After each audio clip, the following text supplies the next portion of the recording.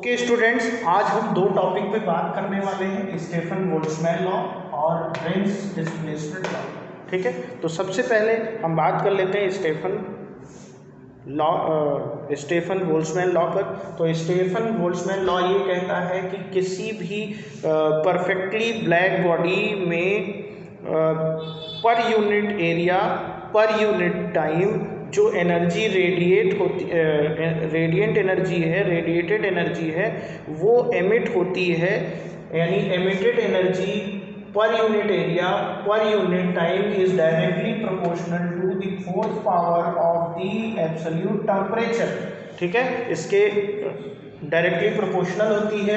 और अगर मैं प्रोपोर्शनलिटी साइन हटाऊंगा तो एक कांस्टेंट आ जाएगा, तो E is equal to sigma T power 4, where sigma is the proportionality constant, और इसकी जिसको हम स्टीफन बोल्ट्जमैन कांस्टेंट कहते हैं, और इसकी वैल्यू होती है 5.67 × 10⁸ watt per metre square per kelvin power 4 यहाँ पर है। अच्छा, यहाँ पर देखिए जो E है वो क्या है, पर unit area per unit time. ठीक है, अच्छा अब मान लीजिए कि कोई परफेक्टली ब्लैक बॉडी नहीं है, तो परफेक्टली ब्लैक बॉडी नहीं है तो हम उसमें एक अलग फिजिकल कांस्टेंट को फिजिकल जो क्वांटिटी है उसको ऐड अप करेंगे, तो यहाँ पर E से मल्टीप्लाई कर देंगे, और वो E क्या है, E जो है एक एमिसिव, इसको एमिसिविटी कहते हैं किसी भी ऑब्जेक्ट के लिए जो परफेक्टली ब्लैक बॉडी नहीं है। ठीक है, उसके लिए एमिसिविटी है, और इसको इसके साथ मल्टीप्लाई कर देंगे तो E is equal to E sigma T power 4, ये इक्वेशन बन जाएगा यहाँ पर।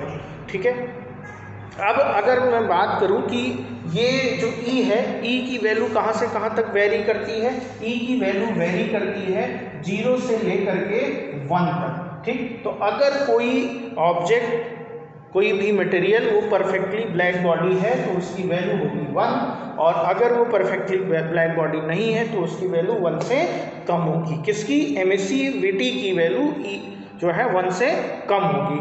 ठीक है, अब एक बात और कर लेते हैं कि अगर मुझे energy emitted per unit time चाहिए, energy emitted per unit time चाहिए, तो हम एरिया से इसको टोटल को मल्टीप्लाई कर देंगे, तो energy emitted per unit time is equal to EA sigma T power 4 हो जाएगा। ठीक है, क्लियर, यहाँ तक समझ में आ रहा है सबको। अब दूसरी चीज़, एक पॉइंट हमने यहाँ पर लिया था एमिसिविटी, तो एमिसिविटी की कोई यूनिट नहीं होती, यानी ये यूनिटलेस और डायमेंशनलेस क्वांटिटी होती है।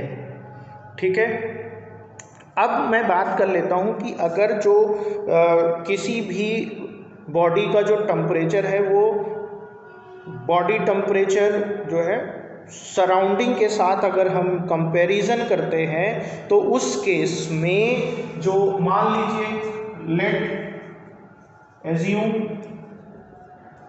temperature of body is T1 and surrounding की बॉडी सराउंडिंग का टेम्परेचर T2 है, तो जो ये इक्वेशन जो बन के आएगा, उस इक्वेशन को हम इस तरह से लिख सकते हैं, E/T is equal to EA sigma T1 power 4 minus T2 power 4।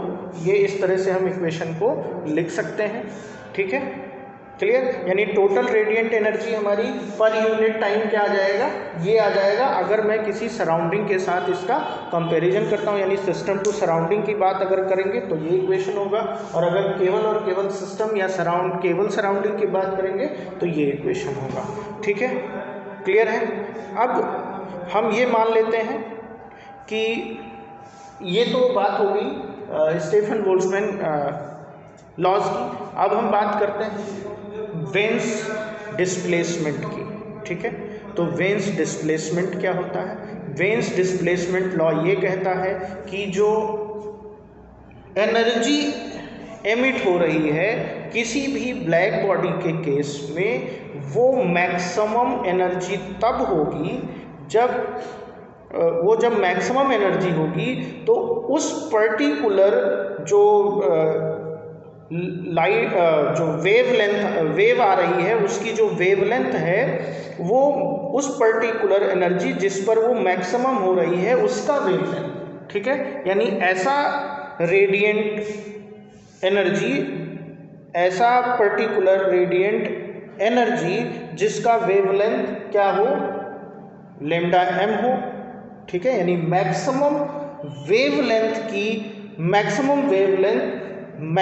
Energy radiant का, ठीक है ना। यानी करस्पॉन्डिंग, यानी कोई लाइट वेव है, ठीक है, सनलाइट है, उसका रेडिएशन हो रहा है और उसमें ऐसी वेव जो मैक्सिमम एनर्जी रेडिएट कर रही है उसका वेवलेंथ, ऐसी वेव जो मैक्सिमम एनर्जी रेडिएट कर रही है उसका वेवलेंथ है, ठीक है। वो वेवलेंथ डायरेक्टली प्रोपोर्शनल होता है किसके, इन्वर्सली प्रोपोर्शनल होता है एब्सोल्यूट टेम्परेचर के।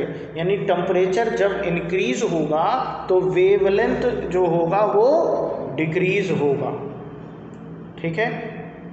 जब क्या होगा, टेम्परेचर इंक्रीज होगा तो वेवलेंथ डिक्रीज होगा और ये क्या होगा, lambda M T is equal to constant. ये इक्वेशन क्या बता रहा है, lambda M into T is equal to constant. और इस कॉन्स्टेंट को हम कहते हैं वेन्स कॉन्स्टेंट। क्या कहते हैं इसको, वेन्स कॉन्स्टेंट कहते हैं। और इसकी वैल्यू होती है 2.9 into 10 to the power -3, 2.9 into 10 to the power -3। इसकी यूनिट क्या होगी, मीटर केल्विन। इसकी यूनिट क्या होगी, मीटर केल्विन, दैट्स इट। तो इसकी यूनिट क्या हो जाएगी, मीटर केल्विन हो जाएगी, ठीक है। तो ये जो वेन डिस्प्लेसमेंट है और ये जो स्टीफन बोल्ट्जमैन लॉ है, ठीक है, ये जो है बहुत ही अहम रोल प्ले करती है ब्लैक बॉडी को पहचानने के लिए। अगर एनर्जी पर यूनिट टाइम पर यूनिट एरिया जो डायरेक्टली प्रोपोर्शनल हो जाए एब्सोल्यूट टेम्परेचर के पावर 4 के, तो हम ये मान लेते हैं कि ये जो है परफेक्टली ब्लैक बॉडी है। और अगर ये बराबर नहीं होता है, उसके डायरेक्टली प्रोपोर्शनल नहीं होता है, तो उसको हम कहते हैं ये परफेक्टली ब्लैक बॉडी नहीं है। या मैं ऐसे मान लूँ कि जो ऐसी बॉडी जो सारे के सारे रेडिएंट एनर्जी को एब्जॉर्ब कर लेती है उसको हम परफेक्टली ब्लैक बॉडी कहते हैं, और जो एब्जॉर्ब नहीं कर पाती है टोटल एनर्जी को, वो परफेक्टली ब्लैक बॉडी नहीं है। क्लियर है ना। तो ये इस चैप्टर का लास्ट टॉपिक था, ठीक। इसमें जो है इस सत्र में कुछ चीज़ें छूट गई हैं, कुछ क्यों छूट गई हैं, क्योंकि वो सिलेबस से रिड्यूस कर दिया गया है, तो उसको हमने बताने की कोशिश करी है, लेकिन जो है उसको डिटेल में हमने नहीं बताया है। तो ये जो चीज़ें हैं यहाँ पर उसको हमने बता दिया है। तो चैप्टर नंबर 11 जिसको हम थर्मल प्रॉपर्टीज़ ऑफ मैटर कह रहे हैं, उसका जो थ्योरी है वो फिनिश हो चुका है। इसके कुछ न्यूमेरिकल्स हम करवा चुके हैं, ठीक। तो वो न्यूमेरिकल भी आप लोग जो है करिए, और कल से हम न्यूमेरिकल स्टार्ट करेंगे चैप्टर नंबर 11 का। उसके बाद फिर हम चैप्टर नंबर 10 का जो बचा हुआ पोर्शन है उसको करेंगे, ठीक है। उसके बाद हम चैप्टर नंबर 6, 7, 8 के न्यूमेरिकल्स करेंगे, ठीक। Thank you.